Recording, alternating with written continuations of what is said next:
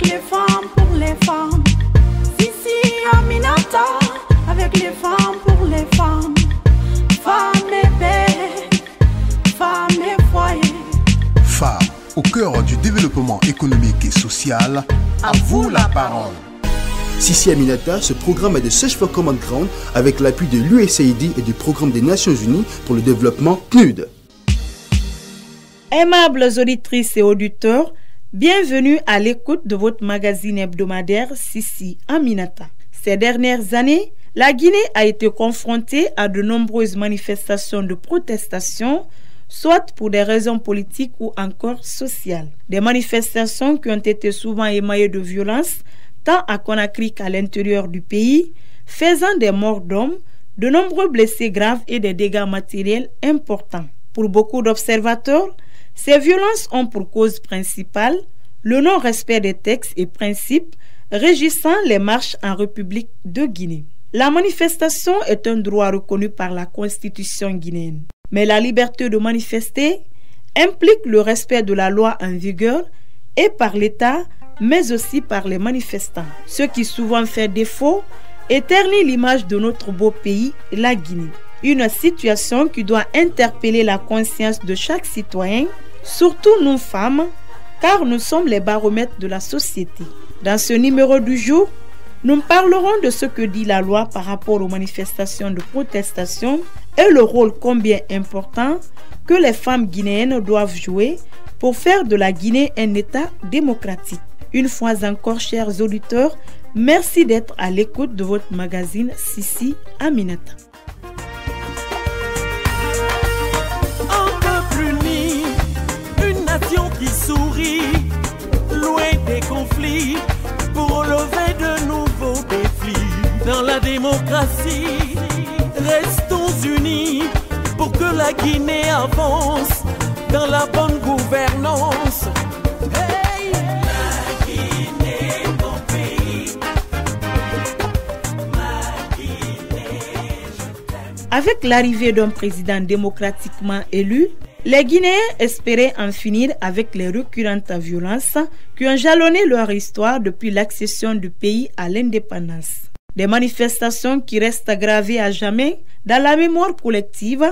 C'est le cas des événements douloureux du 28 septembre 2009 au stade du même nom, les mouvements de janvier-février 2007, sans oublier les manifestations répétées dans les rues de Conakry pour protester contre les délestages de courant électrique. Des manifestations qui contribuent à l'instabilité politique, sociale et économique de la Guinée. Une situation qui doit nous interpeller, nous femmes, car ce sont nos époux et nos filles qui sont victimes lors de ces manifestations, ainsi que nous-mêmes. Mais que peut être le rôle des femmes dans le combat pour la réglementation des manifestations?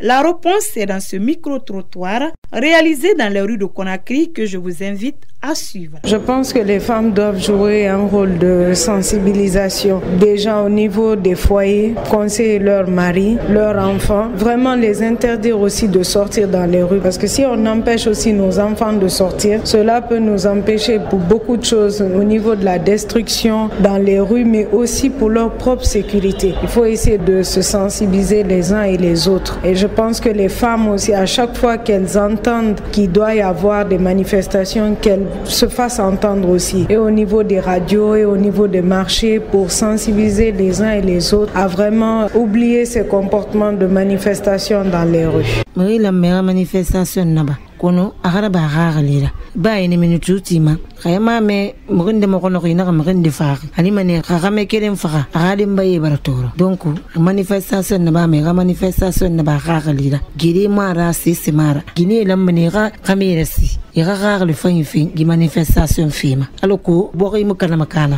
ne men fo mbari masla malunya kada mina ankelu ma andenu anam makelu mankamba keso kono tun jamana kan amani ankana bo anyan lo kan den bila onya kawo ko man kanke kele man la gine don dia kele mbodi ya kele donc ande men fan kenam ande nuye anam makelunya bobo ay ta ma hankilla ka kuma mende la gine ka dembe gusudi yala me ba kuma do fo onya mende la gine ka dembe gusu bo yala onya a kele bala wuledi kele te fosidila mo fo nimisa.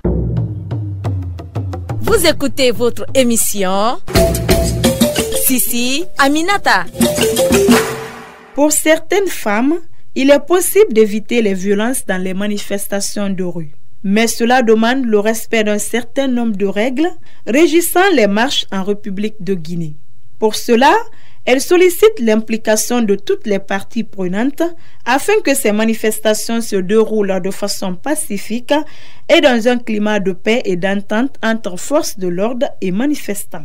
Pour Mme Yansane Fatou Gallo, présidente de la coalition des femmes leaders de Guinée et vice-présidente du Conseil national des organisations de la société civile guinéenne, il est indispensable que l'État poursuive la réforme des forces de défense et de sécurité qui sont souvent pointées du doigt dans les violences. Suivez. Les marches sont autorisées en République de Guinée. Elles sont consacrées par la Constitution. Donc il est du droit de chaque citoyen de manifester son mécontentement à travers une marche pacifique. Mais malheureusement, qu'est-ce qui se passe? Le problème se pose entre les forces de maintien d'ordre et les populations qui manifestent. Le problème essentiel aujourd'hui, c'est l'incapacité de retrouver des personnes qui sont les instigateurs de violence et les forces de l'ordre qui sévissent de façon violente et disproportionnée sur les populations civiles. Alors, à chaque fois, on voit des morts par balle, des personnes qui sont blessées et ce qui est encore plus déplorable, donc les pertes en vies humaines, des biens matériels saccagés, des biens publics et privés, ce qui dit qu'il y a une part de responsabilité du gouvernement à travers les forces de défense et de sécurité et une autre part de responsabilité de la part des manifestants qui sont souvent excédés par leur mot d'ordre de revendication et qui aussi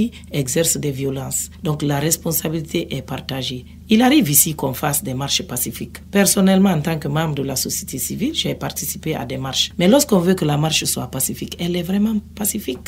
L'une des missions principales de la société civile est de défendre les intérêts des citoyens. Et quand il y a marche, ce sont ces mêmes citoyens qui sont tués. Que fait aujourd'hui le CNOSC pour changer la donne? Je pense qu'aujourd'hui, nous participons dans une dynamique de la réforme du secteur sécuritaire, qui a été même une recommandation des Nations Unies, parce qu'il ne faut pas oublier que nos forces de défense et de sécurité, particulièrement les forces de maintien d'ordre, ne font pas la fierté de ce pays-là, parce qu'à chaque fois, c'est des répressions sanglantes et mortelles qu'elles exercent sur la population. Ensuite, de l'autre côté, nous sommes dans la dynamique de sensibiliser et d'éduquer les populations afin d'exercer leur citoyenneté dans la paix et dans la non-violence. Est-ce que parfois vous menez des démarches auprès des acteurs politiques pour la sensibilisation de leurs militants sur les comportements adoptés lors des marches afin d'éviter d'éventuelles violences? Oui, il nous est arrivé de faire beaucoup de médiation, d'approcher les acteurs politiques afin de demander la sensibilisation de leurs militants. Et nous-mêmes, nous sommes toujours sur le terrain à travers les organisations de jeunesse pour faire de la sensibilisation pour la non-violence. Mais vous savez, convenez avec moi, madame, lorsque vous sortez manifester, vous n'avez pas d'armes sur vous, vous n'avez que vos mains et votre bouche. Vous allez en face, vous trouvez un dispositif sécuritaire impressionnant et qui détonne sur les populations civiles non armées. C'est sûr que ce sentiment de disproportion qui amène les autres à être violents. La difficulté aujourd'hui, c'est de discipliner nos forces de défense et de sécurité pour faire le maintien d'ordre de façon pacifique. C'est vrai que parfois on constate des dérapages du côté des forces de l'ordre, mais il faut reconnaître aussi qu'il y a certains manifestants qui ne respectent pas du tout les normes. Qu'en pensez-vous? Au lieu de réagir sur tout le monde, pourquoi ne pas arrêter ces personnes qui sont prises en flagrant délit? Parce que c'est au cours d'une manifestation, c'est du flagrant délit. D'arrêter ces hommes et de les traduire devant la justice pour qu'ils subissent la rigueur de la loi. Mais ce qui ne se fait jamais. Il faut que la réforme du secteur sécuritaire soit quelque chose d'effectif, de réel, pour que les forces de maintien d'ordre soient au service du peuple. Est-ce que vous avez un message à lancer aux acteurs politiques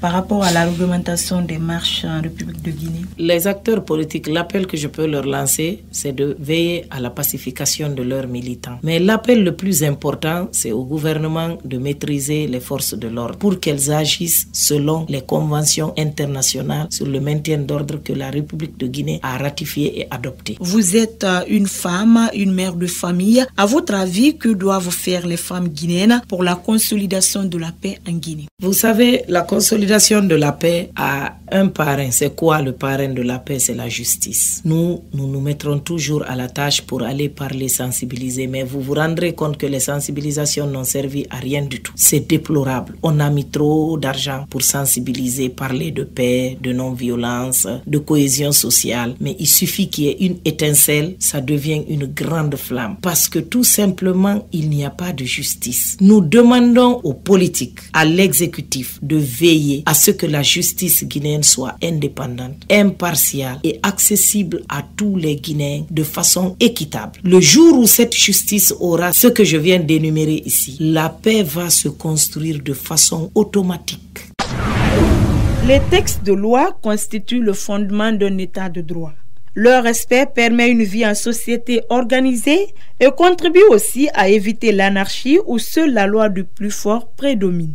Les manifestations restent et demeurent un droit inaliénable pour tout citoyen car elles constituent un moyen d'exprimer son mécontentement face à une situation donnée. Mais les manifestations doivent se faire conformément à la loi en vigueur et l'État a le devoir et l'obligation de veiller au respect de l'ordre public ainsi que les libertés fondamentales. C'est pourquoi il est indispensable que les manifestants et les forces de l'ordre soient mieux édifiés sur les comportements à adopter lors des manifestations dites pacifiques.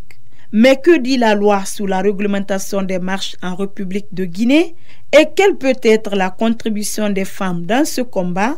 Élément de réponse avec Mohamed Kamara.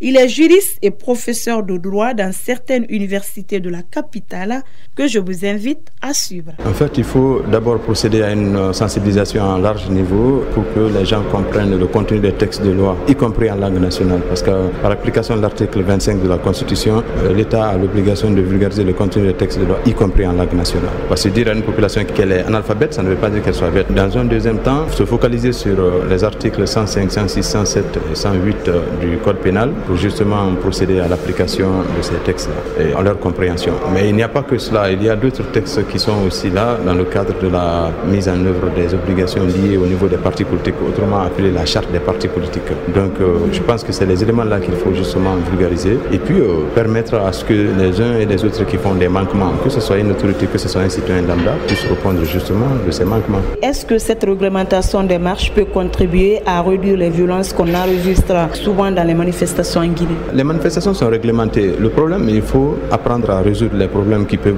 conduire à des manifestations. C'est ce qui est extrêmement important. Maintenant, si on ne peut pas résoudre ces problèmes en un temps record, il faut aussi procéder à l'éducation civique des citoyens de sorte qu'ils comprennent que dans le cadre de la mise en œuvre de leurs droits liés à la manifestation, qu'il y a une procédure à suivre de bout en bout. Je pense que c'est seulement ce qu'il faut faire et puis voilà. Et qui doit veiller au respect des textes de loi lors de ces marches? Est-ce que c'est l'État ou les organisateurs? Les deux. D'abord, l'État a une grande responsabilité en protégeant la marche et puis en veillant à ce que des agents qui vont être déployés sur le terrain aient la possibilité de faire ce qu'on appelle la théorie des baïonnettes intelligentes pour ne pas exécuter des décisions arbitraires qui peuvent en tout cas créer des problèmes de sorte à répondre devant la justice nationale ou internationale. Maintenant, du côté des organisateurs aussi, il faut éviter que les personnes, par exemple, soient surchauffées davantage pour dévier l'objectif qui était projeté par rapport à une quelconque manifestation.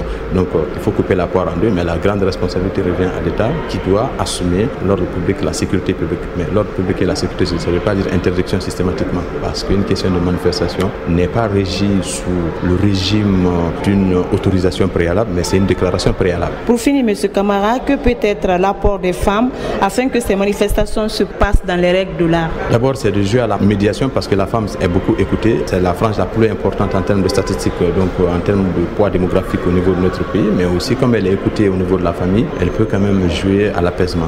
Deuxièmement, elle peut, dans le cadre des femmes qui sont intellectuelles, procéder à une question de vulgarisation et de sensibiliser justement ces femmes, y compris les jeunes par extension, parce que les enfants peuvent être mieux aptes à écouter, à prêter une oreille attentive à leur mère par rapport à quelqu'un d'autre qui peut donner des ordres.